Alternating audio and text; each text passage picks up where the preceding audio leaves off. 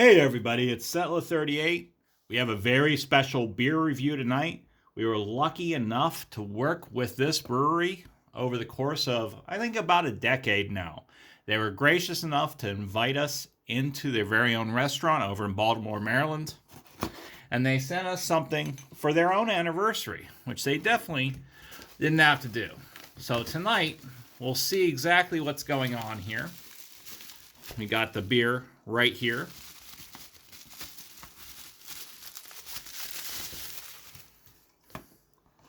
Heavy Seas 25. Look at this art.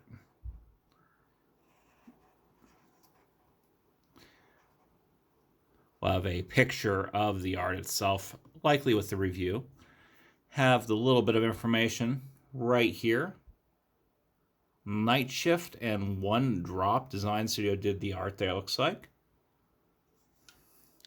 And it has a little bit of their story. Try to go and showcase that for a second. You can pause. And we're looking at a heavy hitter tonight, 15.5%. So might be a one and done if you can find your very own can of this. Anyways, they were able to include some other things since we'll be partying at home this time. They gave us a few of these little noisemakers. A little streamer, and a cracker, which we can probably do right at the end of our taste test. Anyways, this is going to be our coverage of Heavy Seas 25. All right, and we are back with our Heavy Seas 25 review. We looked at the box beforehand and all the stuff that the brewery was nice enough to provide for us, and we're going to do a little bit of a beer tasting to check out what's going on. Got a nice crack going on here. Good if I actually get the pouring in shot. It was funny, I got into it with a beer Twitter person because I don't put everybody's glassware in the article, and I had to go and inform them that I'm not made of money. And Jackie O's was nice enough to provide for us a while back this glass, and I thought it was such a fantastic beer here that I wanted to have something something special for this anniversary. Let's taste this.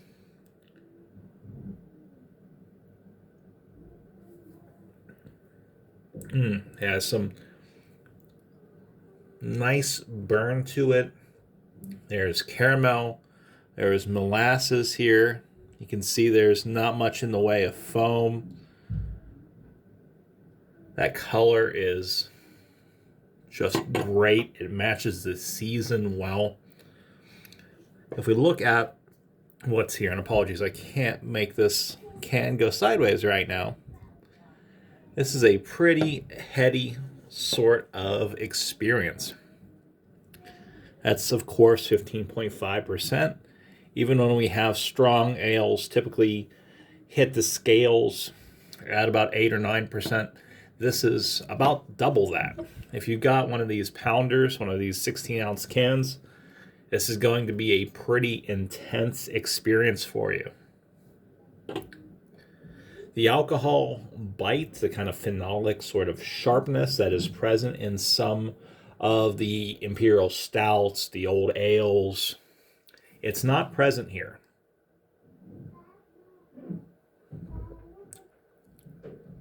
It's a very taut set of flavors that come forth with each and every sip that you have. So you're able to pull out the sweet, you're able to pull out the nutty, you're able to pull out the kind of toasted malt.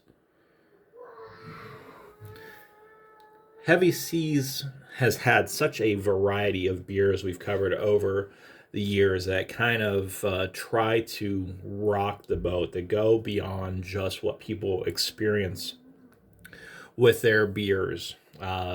Typically the stuff you find off the shelves. So a stronger constellation of flavors are present. It calls me back to the brewery Siren's Call, which was one of the best beers we had of whatever year we reviewed it, maybe back in 2016, 2017 or so. There is something for pretty much any fan of porters, any fans of course, American strong ales here. I know I love my old ales. Victory's Old Curmudgeon comes to mind with that.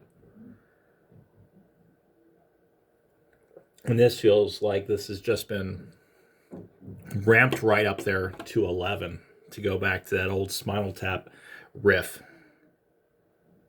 It's one of those beers that you really want to go and pair it with maybe some salty stuff. I had some seaweed crisp that would work fine with this, or if you had your traditional bar nuts or pretzels, this would match quite well. The saltiness and umami sort of flavors would do masterfully, bouncing off one another. Try to get this nice and up here as we continue on with this.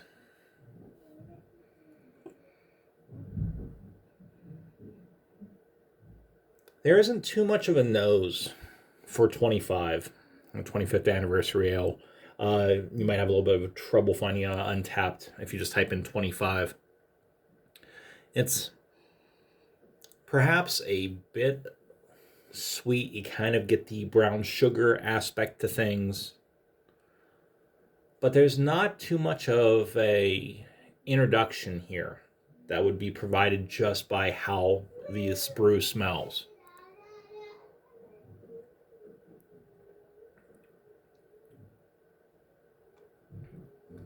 And it is pretty much every single time you take an additional sip, an experience that continues to vary.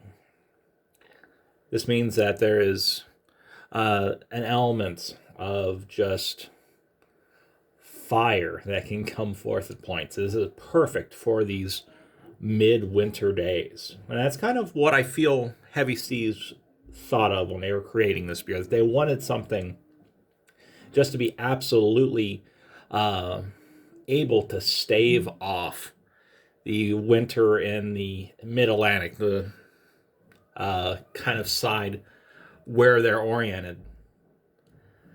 Being down here in Arkansas, it might not be a good fit for a day that will reach 70 degrees or 75 degrees. I can imagine how logy somebody might be after drinking this and then having to go and do a lot of, I don't know, packing away the summer supplies.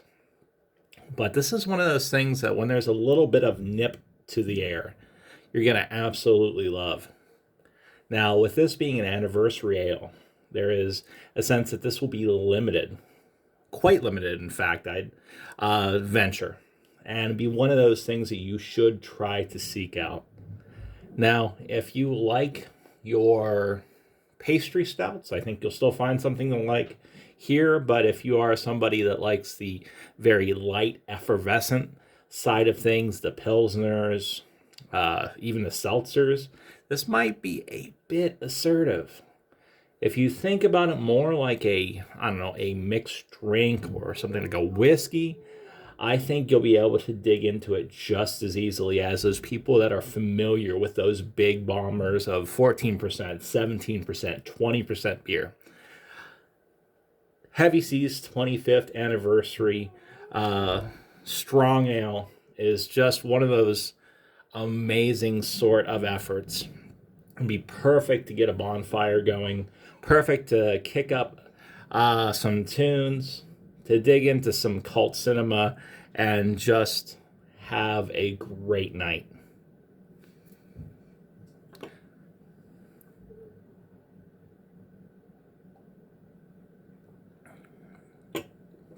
With that bit of effusive praise, I'd love for you to check out our previous coverage of Heavy Seas.